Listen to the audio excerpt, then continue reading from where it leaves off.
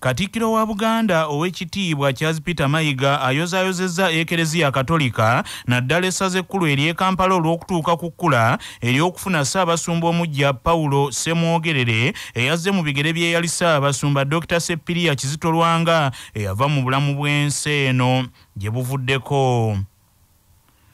Ow'ekitiibwa Charles Peter Mayiga ng'asinziira ku mbuga enkulu ey'Obwakabaka bwa Buganda mu Bulange Mmengo agambye nti talina kubuusabuusa essaza ly'Ekereziya Katolika ekkulu ery'e Kampala lya kutebenkera kubanga Ssaabasumba omulonda alina obumanyirivu bungi. Amawulire ag'okulondebwa kwa Ssaabasumba Paulo Ssemwogerere twagafunye n'essanyu lingi nnyo. Ssaabasumba omulonde amanyiddwa bulungi nnyo mu ssaza ekkulu lino ery'e Kampala. Kusooka mwazaalwa era mwe yasomera era mwe yatandika okuweereza ng'omusaseredooti bifo bingi n'atuuka ne ku ddaala ery'omusigire wa Ssaabasumba era ku ddaala eryo Paapa kwe yamujja n'amufuula omusumba w'e Kasana Luweero. N'olwekyo kya ssanyu nnyo nti omusumba alina obumanyirivu obwenkanidde awo yatuweereddwa nga Ssaabasumba omulonde. Tumwanirizza nnyo, njozaayoza nnyo bazzukulu ba Ndugwa okulaba nti muganda waabwe mwannyinaabwe alinnyisiddwa ku ddaala mu Ekereziya eddene obwenkanidde awo. Tujja kumukwatizaako mu ngeri yonna Katonda gy'anaatusobozesa era tujja kumusabira nga naye bw'atusabira. Mu ngeri y'emu Katikkiro Peter Mayiga asaasidde nnyo ab'enju n'emikwano egy'Oweekitiibwa Jole Lutaaya eyavudde mu bulamu bw'ensi eno mu kiro ekyakeesezza olwokusatu mu ddwaliro erya AHK gw'ayogeddeko nti yali musaale mu kuzzaawo ekitiibwa kya Buganda ng'ayita mu buweereza mu gavumenti ez'ebitundu okuviira ddala mu myaka egy'ekyenda. Obuweereza bw'ekitiibwa Jole Lutaaya bwava dda mu myaka gy'ekyenda nga ne Kabaka tannaba kutikkirwa. Waabangayo emirimu mu lubiri e Baamunaanika ne mu lubiri e Bbanda okuyonja embiri ezo zizimbako bbugwe.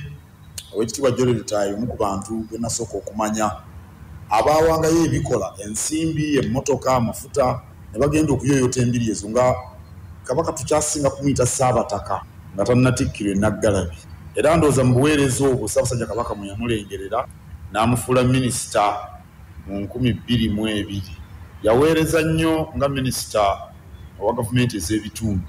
Abamanyi ebyawano Mmengo bamanyi nti nno okunyweza gavumenti ez'ebitundu mu gavumenti ya Kabaka mu mulembe omutebi kyatandika mu biseera Oweekitiibwa Mulwanyammuli Ssemwogerere nga ye Katikkiro era Oweekitiibwa Jole Lutaaya nga ye minisita wa gavumenti ez'ebitundu.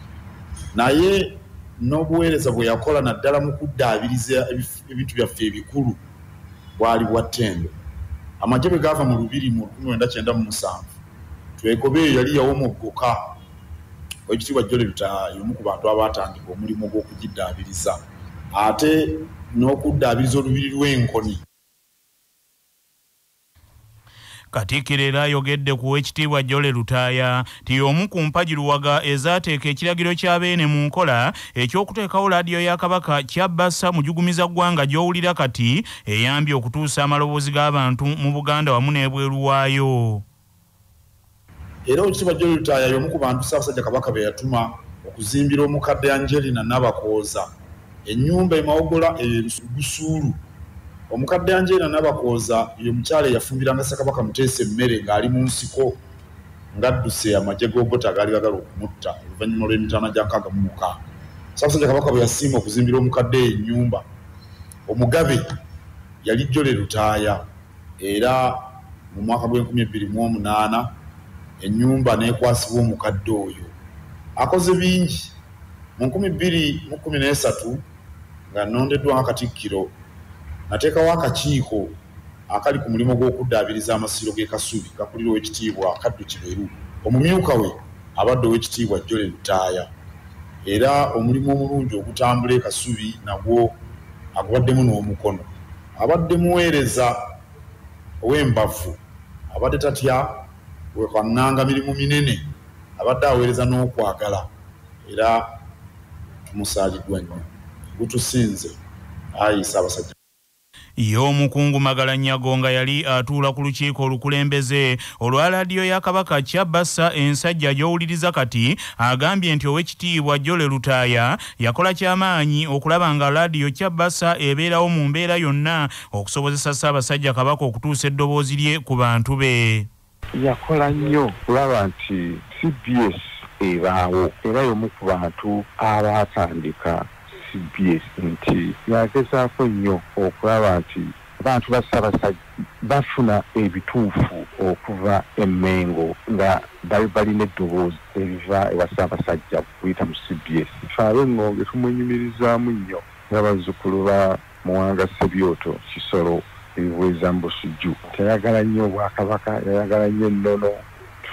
Tumusabira Mukama amuwe ekyommulo eky'emirembe. Mukwende yawummula Oweekitiibwa Ssaalongo Godfrey Mbalire yaliko mukwenda mu kiseera omugenzi we yabeerera minisita wa gavumenti ez'ebitundu agambye nti Oweekitiibwa Jole Lutaaya yakola ky'amaanyi okuzzaawo obulungamu bw'amagombolola n'emiruka mu Buganda. Katukuutira tetulina kye tusobola kukola ng'omukutu ogwo tetukugudde era twali maanyi ge netuzzaawo obwami tetwakolera ddala ne tukunga abantu mu masaza monna mu Buganda. Nkyajjukira nga ngenda okubangawo ekisaawe ky'essaza Ssingo nasooka kwebuuza eri Oweekitiibwa Jole Lutaaya emirimu mingi nnyo gye twakola naye nga nsooka kwebuuza ate era n'akulambika. Yali mulambisi mulungi era mu biseera byaffe amasaza gonna gatutumuka. Mu ssaza Bugerere minisita wa Buganda ow'ebyamawulire era nga ye mwogezi w'Obwakabaka Oweekitiibwa Noah Kiyimba asabye abavubuka bajjumbire enteekateeka ey'okusimba emiti n'ebibira okutaasa obutonde bw'ensi eno obutyoboddwa abantu abalina ebigendererwa byabwe ebikosa obutonde bw'ensi. Oweekitiibwa Noah Kiyimba bino abyogedde ali mu ssaza lya Beene Bugerere bw'abadde alambula ekibira ekya Bangafi Agroforestry ekisangibwa Ebbaale Kayunga. Oweekitiibwa Noah Kiyimba agambye nti abavubuka balina okuwagira ennyo enteekateeka gamba ng'ez'ekibiina kya Bangafi nga zigendeddwamu kutumbula ebyokusimba emiti n'okuzzaawo ebibira okutaasa obutonde bw'ensi. Lwaki abantu bannayuganda bonna mbasaba tuwagire enteekateeka eno ey'okusimba ebibira kubanga tubadde situnavaayo tetunaba na nteekateeka nnuŋŋamu gye tugoberera ng'ate omuntu ataddemu ssente osobola okubaako ssente z'ofuna okuggyako enteekateeka eno eya Bangafi gye ndaba nti nteekateeka nnungi nnyo era tugiwagire mu abavubuka bali eyo ebweru. Oyinza okugamba nti nze buli mwezi nja kubaweerezangayo $100 nga bakuggulirawo akawunti omwaka gugenda okuggwako nga oba eka 3 ng'ozimaze ezo zizo ate bwe bayita ebbanga ne bajja ne bakulaga nti oyita wano n'ewano n'ewano. N'olwekyo enteekateeka nnungi. Oweekitiibwa Noah Kiyimba asabye abaddukanya enteekateeka ya Bangafi babeere banjulukufu kubanga Obwakabaka bubalinamu essuubi ddene ddala mu kulwanyisa abantu abatyoboola obutonde bw'ensi. Era mbasebasebo Bangafi fe Obwakabaka tutambulira ku nsonga ya bwerufu kubanga bannayuganda balina obwesige mu Bwakabaka era bwe bawulira nti Bangafi n'Obwakabaka bakwataganye ku nsonga bwezi ne bwezi bajja twesiga. N'olwekyo ensonga y'obwerufu mugikulembeze tujja kwongera okugenda mu maaso nga tubalondola ate ng'era tutambulira wamu mu nteekateeka eno ey'okutaasa obutonde bw'ensi. Yavunaanyizibwa ku nteekateeka ya Bangafi Kintu Mulindwa agambye nti bali mu kaweefube okukubiriza abantu ba Kabaka okwettanira ennyo okukozesa ettaka mu Bwakabaka okusimba emiti n'okuzzaawo ebibira. So tuyina assurance tetaka likyaliwo naye naffe tuyina goolo wawe tugenda okukoma bye tunaasobola okulabirira weeri naye tetunnagituukako. Bwe tunaagituukako era tujja kuddayo kulaba nga tulanga nti abaye tusimbira abantu ebiki ebibya tuyinza okukisigalamu. Mu ssaza Gomba abakulembeze b'abagoba ba bodaboda mu disitulikiti 10 bayisizza ekiteeso aba bodaboda batandika okwambala yunifoomu ezibaawula ku bantu abalala mu kaweefube ow'okulwanyisa obumenyi bw'amateeka. Omusasi waffe Patrick Serugo abaddewo ng'agoberera. Abakulembeze b'abagoba ba bodaboda mu disitulikiti 10 ezikola ettundu erya Greater Masaka ne Greater Mpigi bagambye nti omulimu gwabwe guttattaniddwa nnyo abamenyi b'amateeka omuli ababbi, abakwasi b'abakazi, abatemu, abatujju n'abalala olw'okuba abakola ebintu ebyo basinga kutambulira ku pikipiki. mu lukiiko lw'abakulembeze ba bodaboda mu disitulikiti eze 10 nga lutudde mu tawuni kansi y'e Kanoni mu disitulikiti y'e Gomba n'ekigendererwa ekyokutongoza olukiiko olubagatta n'okutongoza yunifoomu egenda okwambalibwa buli wa bodaboda. Ssentebe wa bodaboda mu kitundu ekya Kampala Central Ndugwa Charles nga yabadde omugenyi omukulu alabudde aba bodaboda okwewala ebikolwa nti ebyonoona omulimu gwabwe n'abakuutira okuba ab'empisa ate babeere bumu. Ndugwa Charles ategeezezza abakulembeze ba bodaboda mu disitulikiti ezo okuli Mubende, Mpigi, Gomba, Butambala, Kalungu, Bukomansimbi n'endala ti bo nga batuula ku lukiiko olw'okuntikko mu ggwanga bagenderedde okusembeza empeereza y'emirimu gya bodaboda gituukire ddala wansi mu disitulikiti nti era disitulikiti zigenda kuweebwa omukisa nga ziweereza abakulembeze baazo batuule butereevu ku lukiiko lwa bodaboda olw'eggwanga. Abamu ku babodaboda abakulembeddwamu Twaha Sebandeko w'Eggomba beemulugunyizza nti ebintu bingi ebiva mu gavumenti ne mu maka g'obwa pulezidenti okukulaakulanya ababodaboda bisusse okugabanibwa ababodaboda b'e Kampala bokka o disitulikiti endala ez'omu byalo ne zitafuna. Ye Kaberuka Abdukarim nga yalangiriddwa ku kyobwa ssentebe bwa bodaboda mu disitulikiti eze 10 agambye nti mwetegefu okuweereza obulungi banne n'agattako nti yunifoomu etongozeddwa egenda kuyamba kinene okulwanyisa obumenyi bw'amateeka. Twagadde okulaba nga tubeera bumu, twagadde okulaba nga tulwanyisa obutebenkevu mu ngeri y'okulaba nga tutongoza yunifoomu eno ekifuuka ekyokulabirako eri buli wa bodaboda tusobole okukendeeza na bano be tuyita balubyanza. Ku lwa CBS nze Patrick Serugo. Musaza Buddu abakulembeze b'enzikiriza mu kitundu ekya Greater Masaka bakkaanyizza bakolere wamu okukendeeza n'okumalawo obutabanguko mu maka nga buli lwe babeera mu masinzizo ne mu nkuŋŋaana ez'enjawulo kino bakikolako. Omusasu waffe Tomusange Kayinja kaatuwa ebisingawo. Mu kiwandiiko ekyawamu kye basizzaako emikono abakulembeze b'enzikiriza mu bbendobendo ly'e Masaka basabye buli muntu aveeyo aloope ensonga z'obutabanguko mu maka. Abatuusiddwako obuzibu obuva mu butabanguko mu maka baleme kusirika busirisi. Abasajja abanokoddwayo nga y'ensibuko y'obutabanguko mu maka beekube mu kifuba. Abazadde bawe ekyokulabirako ekirungi eri abaana baabwe nga bafuga obusungu naddala bwe baba nga banyiize. Akulira projekiti y'okulwanyisa obutabanguko mu maka mu West Buganda Diocese Reverend Canon Matovu Fred Herbert ayogedde ku nnaku 16 ez'okulwanyisa obutabanguko mu maka mu nsi yonna. Ye Provost wa West Buganda Diocese Reverend Canon Gaston Sereko agambye nti ettamiiro livuddeko obutabanguko mu maka n'asaba okunywa omwenge gavumenti ekuteekeko amateeka naddala essaawa gye gulina okutandika okunywerwamu n'essaawa kwe gulina okukoma okunywebwa. Mu alipoota y'ebyava mu kunoonyereza ku butabanguko mu maka mu disitulikiti 4 omuli Rakai, Lwengo, Lyantonde ne Ssembabule kyazuulibwa nti abasajja balinda abakyala ne bakungula ebirime byabwe, abaami bwe babitwala okubitunda olufuna ssente tebakomawo waka, abalala bawasamu bakazi balala bakomawo nga ssente ziweddewo. Alipoota era eraga omuwendo gw'abaana abawala abakabasanyiziddwa nga gweyongedde, abalala batulugunyizibwa bajja b'abamaama baabwe, abaana bakozesebwa emirimu egitajja mu myaka gyabwe wamu n'ebirala. Abakulembeze b'enzikiriza bakkaanyizza nti mu masinzizo ne mu nkuŋŋaana ze babeera bayitiddwamu baveeyo bavumirire obutabanguko mu maka, ng'ate gavumenti ne minisitule y'ebyenjigiriza bisabiddwa nti bateeke essomo ery'okulwanyisa obutabanguko mu maka n'okulwanyisa okutulugunya omuntu olw'ekikula kye mu bisomesebwa mu masomero. Tomusange Kayinja ku lwa CBS Masaka City. Mu ssaza Buweekula abasomesa ku ttendekero ly'abasomesa erya Mubende National Teachers College basanze okusoomozebwa okw'amaanyi okwagazisa abayizi eby'obulimi n'obulunzi.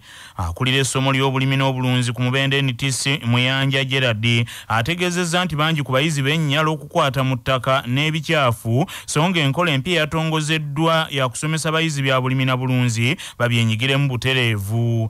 Gerard Muyanja agasseeko nti kino kivudde ku bayizi abava mu bibuga naddala naddala mu maka agalina ku nsimbi abalowooza nti ebyobulimi byabanaku. Gavumenti ya Bubirigi yawagidde enteekateeka eno ey'okusomesa abayizi ebyobulimi n'obulunzi ku ttendekero lya Mubende NTC n'ensimbi obukadde 400 okutumbula ebyobulimi n'obulunzi, okwongera ku bungi bw'emmere n'okumalawo ebbula ly'emirimu.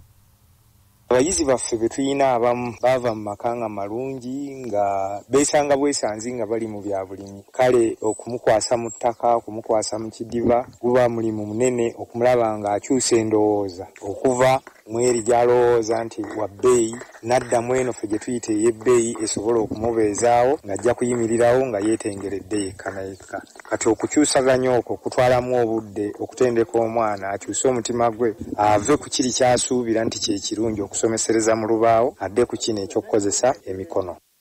Mu ssaza Bulemeezi abawuliriza ba laadiyo Kyabassa nga batabibwa ekibiina ekya CBS Fans Club bakedde kusimba miti mu ssaza Bulemeezi. Omusasi waffe Lukenge Sharifu yalina ebikirawo. Ebibiina by'abawuliriza ba laadiyo eno mu jjugumeza ggwanga okuva mu bitundu by'eggwanga ebitali bimu be bakedde wano mu kibuga eky'Ebbombo mu Bulemeezi okukola bulungi bwansi kosa okusimba emiti. Bagamba nti kano ke kabonero ak'okujaguza omwaka guno ogwa 2021 omwaka ogubadde ogw'olunnaba olwa COVID-19. Bano bagamba nti nnyinimu azaakubiriza Obuganda okusimba emiti era bo basazeewo nti mu Bulemeezi muno kabasimbe emiti okuddamu ebiragiro bya nnyinimu Ssaabasajja Kabaka Sseggwanga Ronald Muwenda Mutebi II. Ssentebe w'abawuliriza ba CBS mu bitundu bino eby'Ebbombo era nga ye mmyuka wa Kangaawo asooka Oweekitiibwa Margaret Mutyaba agambye nti Obwakabaka bwa Buganda nga buyita mu laadiyo Kyabassa bweyigiriza abantu bangi okukola emirimu egivaamu ensimbi nga n'olw'ensonga eyo y'ensonga lwaki bakola buli kye basobola okulaba nga laadiyo eno ebeera ku ntikko. Olunaku lwaffe luno olwa CBS Fans Club twalulonda nga tumalako omwaka guli tetwasobola ddukuza olw'embeera gye twalimu eya COVID, naye ne tufuba nga bwe tusobola omwaka guno tusobole okubeera nga twongera okwekumaakuma obumu. Olunaku luno twatutegeka nga tulina kusooka kukolerako bulungi bwansi okubeera nti Ssaabasajja atukubiriza okuzzaawo obutonde bw'ensi, ensi yaffe eddemu kiragala nga bwe yali. Omukwanaganya w'ebibiina by'abawuliriza ba Kyabassa Omukungu Godfrey Malebusulwa aze abunyisa enjiri eno mu bibiina by'abawuliriza ba CBS bitundu by'eggwanga ebitali bimu gamba ng'ebyokukuuma obutonde bw'ensi. Era ono agamba nti bagenda kukulwana bwezizingirire nga laadiyo y'Omutanda okulaba ng'obutonde bw'ensi bukuumibwa tebusaanyizibwa. Okulwa 88 akatonjaze 8 laadiyo mujjugumeza ggwanga. Nze Munnabuddu Lukenge Sharifu wano Ebbombo mu ssaza erya Bulemeezi.